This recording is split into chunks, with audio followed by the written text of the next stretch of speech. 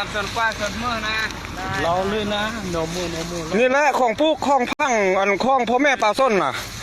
ถือกันนะบริษัทนี่นะมันมาจกทำลายให้ประชากรพวกเฮานี่พวกเฮามันที่ว่ามันบ่ได้ดินผลิตเดี๋ยวนี้นี่นะนี่คือมันในจำนวนปลาส้นประชากรเฮาได้ปลูกแล้วเนาะนี่ก็เบื้องนี่แหละเดี๋ยวนี้มันให้ทางสภาหันถ้าว่าพวกเฮาว่านั้นก็ผิดพลาดทางสภาก็สมาอภัยเนาะถ้าว่าบ่ผิดพลาดให้ทางสภาหันมาช่วยแก้ไขให้พวกเฮาเด้อวันนั้นแหละของปลูกของพังของประชาชนนี่ก็คือมันและจำนวนของปลูกนี่นี่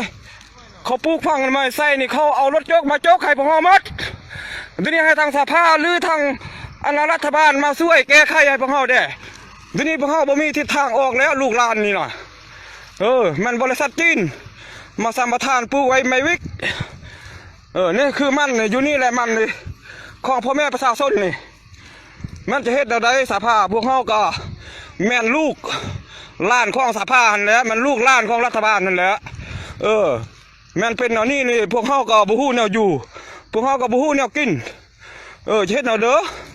นั่นนี่น่ะประชาชนเฮาเนาะมีแต่ว่าปลูกฟังก็เลี้ยงสัตว์เลี้ยงครอบครัวว่าซั่นซะบัดนี้บริษัทมาเฮ็ดนำพวกเฮาแนวนี้แม่นพวกเฮาแม่นถือว่าซ้ำว่ามาตายก็แม่นว่าแนวนี้น่ะมีนั้นและอันเฮาลมนี่น่ะทางสภาหรือการจะตั้งทุกๆคณะการนั่นน่ะขอให้สภามาช่วยแก้ไขให้พวกเฮาแด่แนวอื่นก็บ่มีหยังนี่เขาจกดินหมดนี่ดินปลูกฟังของพ่อแม่ประชาชนนี่บริษัทเฮ็ดแนวนี้มันถูกบ่ถ้าถูกก็สมาอภัยโทษถ้าว่าบ่ถูกก็ให้ทางสภามาแก้ไขให้พวกเฮาได้ว่านั่นแหละของปลูกของฟังพ่อแม่ประชาชนแม่นบ่มีบัดนี้เข้าเลยมาสัมปทานปลูกไม้วิกพวกเฮาก็บ่ได้หาผู้มาจกทิ่มเป็นเครื่องปลูกของฟังของพวกเฮานี่ดินตอนหญ้าจำนวนนี่แหละเด้หมดวงกัลยาณนี่เด้อให้สภาค้นคว้าให้พวกเฮาเด้เฮาก็เป็นลูกเป็นหลานของสภาเฮาก็เป็นประชากรของสภาคันปะเฮ็ดแนวนี้มันบ่ได้มาช่วยพวกเฮาเด้ลูกหลานบ้านเมืองนี่นะอยู่บ้านนากุลผู้ปากนี่เพชรสคาดว่านั่นแหละพอข้อคำเฮ็ดนี่มันเพชรสคาดนี่นะอยู่บ้านนากุลขอคำเฮ็ดในทางสภาพวกเฮามาแก้ไขให้พวกเฮาเด้ว่านั่นด่วนขอให้มันด่วนคือว่ามันจกดินพวกเฮาหมดแล้วดินป่าส้นเนี่ยมันจกหมดแล้วเด้อของปลูกของฟังป่าส้นเนี่ยมีมันนี่ของปลูกของฟังเป็นแหล่งรายรับของป่าส้นบนอื่นมันบ่มีแนวอื่นมันบ่มีอยู่บ้านเฮานี่มีแต่ปลูกมันนี้ขายเพื่อว่านุ่งอยู่คู่กินนั่นแหละให้ลูกให้หลานไปของห้อคงเฮียนมีแต่มันนี่อย่างเดียวบัดนี้เขาประจกทีมไปเข้าหมดมีแต่นั่นแหละนี่รถจกอยู่นี่แหละรถจกนะ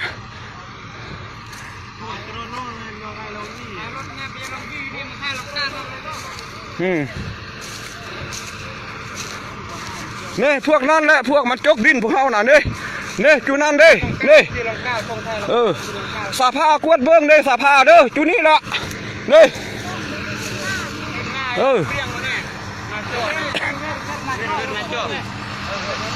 นี่ละสภาเว้ยนี่เขาจกดินพวกเขาน่ะดินปลูกดินฟางพวกเขาน่ะเนื้อที่นี่น่ะนี่มดนี่น่ะนี่มดขั้นตอนไล่ได้สภาเอ้ยรัฐบาลเอ้ยรัฐบาลเฮ็ดอันให้พ่อแม่ประชาชนช่วยเด้อว่านั่นละตายแล้วนี่นะรัฐบาลเอ้ยลูกหลานบ้านเมืองบ่มีบรรจุบรรกินเลยรัฐบาลเอ้ย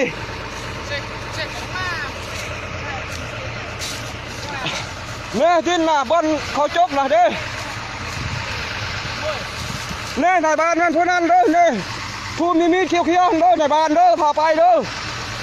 จกใส่กองหน้าเอาหมุน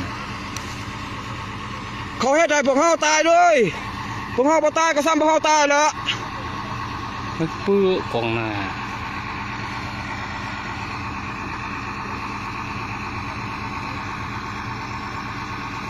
สมศัพท์ดีมากของนาเดลองดีไทยเลยเนี่ยรถจกเดี๋ยวนะมัวเดลองสักนี่เฮ้ย รถจกอยู่นี่ล่ะรถจกน่ะนี่ดินปลาส้นน่ะบอนพิลึกปลาส้นน่ะนี่อันนี้แหละประชากรที่คัดค้านนะขอความช่วยเหลือจากรัฐบาลและขอจากอันน่ะสภาประชาชนมาช่วยแก้ไขน่ะนี่ในบ้านนี่นะเด้อนี่ผู้จุกเด่นผู้เฮาเด้อ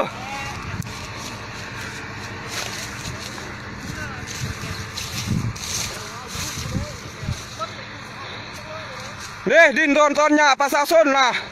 โอ้ยสภาเอ้ยตายแล้วพ่อแม่ประชาชนนี่น่ะเฮ็ดแล้วนี่มันตายแล้วนี่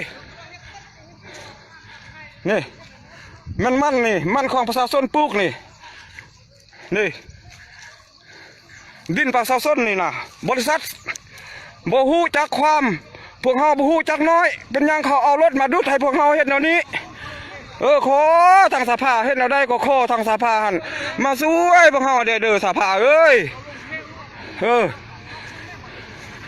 เดี๋ยวนี้พวกเฮามันตายหรือแห้งก็แม่นพวกเฮาจะขอให้บริษัทหันกลับก่อนยังบ่ทันให้เฮ็ดก่อนถ้าว่าทางสภามาแก้ไขเป็นเอาได้จึงจิปล่อยเดี๋ยวนี้น่ะนี่มันปลูกหมดแล้วแถวนี้นะเด้อนี่แถวเฮ็ดนี่นะมันปลูกหมดแล้วของปลูกของฟางปลาสดหมดแล้วเด้อนี่น่ะ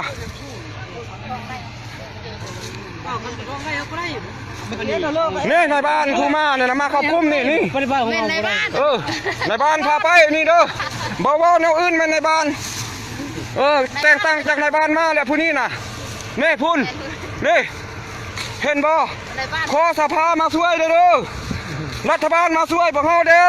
พวกเฮาจะตายแล้วจกดินต้นพวกเฮาหมดถ้าว่าแก้บ่ได้แหละจะฆ่าพวกเฮาก็มันพวกเฮายอมให้มันฆ่าเลยว่านั้นพวกเฮาบ่มีดินเฮ็ดอยู่เฮ็ดกิน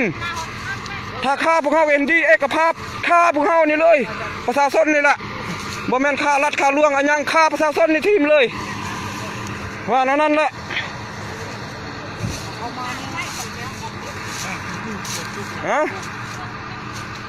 โมจิสโลไกโซโตก่อนมีดำก่อนมีลม